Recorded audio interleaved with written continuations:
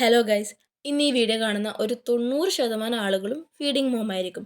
കാരണം ഫീഡിംഗ് മോമിൻ്റെ ഏറ്റവും വലിയൊരു പേടിയാണ് ഫീഡിംഗ് മോമായ ഞാൻ വെയിറ്റ് കുറക്കുമ്പോൾ എൻ്റെ കുട്ടിക്ക് പാല് കിട്ടാതെ വരുമോ എന്നുള്ളൊരു പേടി. ആ പേടി ഓർത്തിട്ട് കുട്ടിക്ക് പാല് കുടി നിർത്തുന്നത് വരെ നമ്മൾ വെയിറ്റ് കുറക്കാതെ ആ തടി അങ്ങനെ തന്നെ കൊണ്ടുപോകും. പക്ഷേ നിങ്ങളോട് ഞാൻ എൻ്റെ അനുഭവം പറയട്ടെ, എനിക്ക് നേരെ തിരിച്ചാണ് ഉണ്ടായത്. ഞാൻ വെയിറ്റ് കുറക്കുമ്പോൾ എനിക്ക് എൻ്റെ വെയിറ്റ് കുറയുക മാത്രമല്ല ചെയ്തത്, അതിൻ്റെ കൂടെ എനിക്ക് മിൽക്ക് സപ്ലൈ കൂടുകയും കൂടി ചെയ്തു. അപ്പോൾ ഞാൻ നിങ്ങളോട് പറയുന്നത്, നിങ്ങളൊരു ഫീഡിംഗ് മോം ആണെങ്കിൽ നിങ്ങൾക്ക് ധൈര്യമായിട്ട് തന്നെ വെയിറ്റ് കുറക്കാം.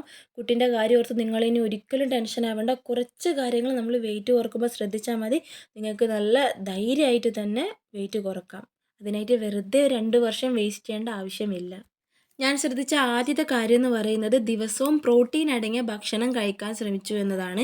ഒരു ദിവസം പ്രോട്ടീൻ അടങ്ങിയ ഭക്ഷണം ഞാൻ എന്തായാലും കഴിച്ചിരിക്കും. ഇപ്പം ഞാൻ ദിവസവും നിർത്താതെ ചെയ്യുന്നൊരു കാര്യമാണ് ഒരു ദിവസം 5 എഗ് വൈറ്റ് കഴിക്കുന്നുള്ളത്. പിന്നെ അതിൻ്റെ കൂടെ ചിലപ്പം ചിക്കൻ ഉണ്ടാവും, അല്ലെങ്കിൽ സോയാബീൻ, പിന്നെ അങ്ങനെ എന്തെങ്കിലും ആയിട്ട് പ്രോട്ടീൻ അടങ്ങിയ ഭക്ഷണം ഞാൻ കഴിക്കും. അപ്പോൾ നിങ്ങൾ ഡയറ്റ് ചെയ്യുന്നുണ്ടെങ്കിൽ ഈ ഒരു കാര്യം ശ്രദ്ധിക്കുക. ഇത് വളരെ ഇമ്പോർട്ടൻ്റ് ആയിട്ടുള്ളൊരു കാര്യമാണ്. പിന്നെ ചെയ്യേണ്ട ഒരു കാര്യം, ദിവസവും 4 ലിറ്റർ വെള്ളം കുടിക്കുക എന്നുള്ളതാണ്. നിങ്ങൾ വെള്ളം കുടിക്കുമ്പോൾ നിങ്ങൾക്ക് മിൽക്ക് സപ്ലൈ കൂടും. എൻ്റെ അനുഭവമാണ് ഞാൻ പറയുന്നത്. പിന്നെ ദിവസവും 4 ലിറ്റർ വെള്ളം കുടിക്കാൻ ശ്രമിക്കുക. പിന്നെ ഞാൻ പുറത്തെല്ലാം പോകുമ്പോൾ മാത്രമാണ് എനിക്ക് 4 ലിറ്റർ കംപ്ലീറ്റ് ആക്കാൻ പറ്റാത്തത്. അല്ലാത്ത സമയങ്ങളിലെല്ലാം 4 ലിറ്റർ വെള്ളം തന്നെ ഞാൻ ദിവസവും കുടിച്ചിരുന്നു. ഇതും എനിക്ക് നല്ലൊരു മാറ്റമാണ് ഉണ്ടാക്കിയത്. പിന്നെ നിങ്ങൾ ശ്രദ്ധിക്കേണ്ട ഒരു കാര്യം, മാക്സിമം ഹാപ്പി ആയിട്ട് ഇരിക്കാൻ ശ്രമിക്കുക. നിങ്ങൾ ടെൻഷൻ അടിക്കുമ്പം, ഡോക്ടേഴ്സ് തന്നെ പറയുന്ന കാര്യമാണ്, നമ്മൾ ടെൻഷൻ അടിക്കുമ്പോൾ നമുക്ക് മിൽക്ക് സപ്ലൈ കുറയുമെന്നുള്ളത്. അപ്പോൾ നിങ്ങൾ എന്താക്കുക, മാക്സിമം ഹാപ്പി ആയിട്ട് തന്നെ ഇരിക്കാൻ ശ്രമിക്കുക.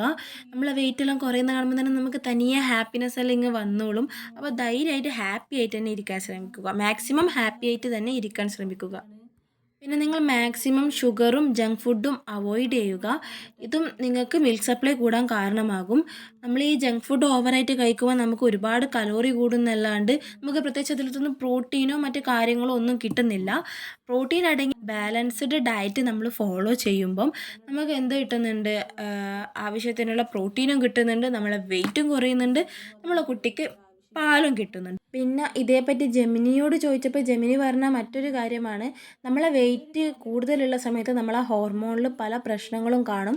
അപ്പോൾ നമ്മളെ വെയിറ്റ് കുറയുമ്പോൾ നമ്മളെ ഹോർമോണും നോർമലായിട്ട് വരുമ്പം നമുക്ക് മിൽക്ക് സപ്ലൈ കൂടുമെന്ന്.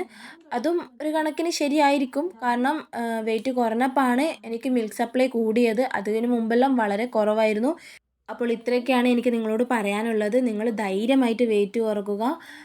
ഫീഡിങ് മോമാണെന്നുള്ളൊരു ടെൻഷൻ ഇനി നിങ്ങൾക്ക് വേണ്ടേ വേണ്ട. നിങ്ങൾക്കിനി ധൈര്യമായിട്ട് വെയിറ്റ് കുറക്കാം. ഇത്രയും കാര്യങ്ങളൊന്ന് ശ്രദ്ധിച്ചാൽ മാത്രം മതി, നിങ്ങൾക്കും നല്ല ഹെൽത്തി ആയിട്ട് തന്നെ മുന്നോട്ട് പോകാൻ പറ്റും. അപ്പോൾ ഇനി കുട്ടിയെക്കുറിച്ച് ഓർത്ത് നിങ്ങൾക്ക് ടെൻഷൻ അടിക്കേണ്ട ആവശ്യമില്ല. ധൈര്യമായിട്ട് വെയിറ്റ് കുറച്ചോളൂ. അപ്പോൾ നിങ്ങൾക്ക് ഈ വീഡിയോ ഇഷ്ടമാവുകയാണെങ്കിൽ വീഡിയോ ലൈക്ക് ചെയ്യാനും ചാനൽ സബ്സ്ക്രൈബ് ചെയ്യാനും മറക്കില്ല. നിങ്ങളുടെ അഭിപ്രായങ്ങളും കൂടി കമൻറ്റ് ചെയ്യൂ. പിന്നെ ഇതുപോലെ ഫീഡിംഗ് മോംസ് വെയിറ്റ് കുറച്ചില്ലെങ്കിൽ നിങ്ങളുടെ എക്സ്പീരിയൻസും കൂടി ഒന്ന് പറയണേ.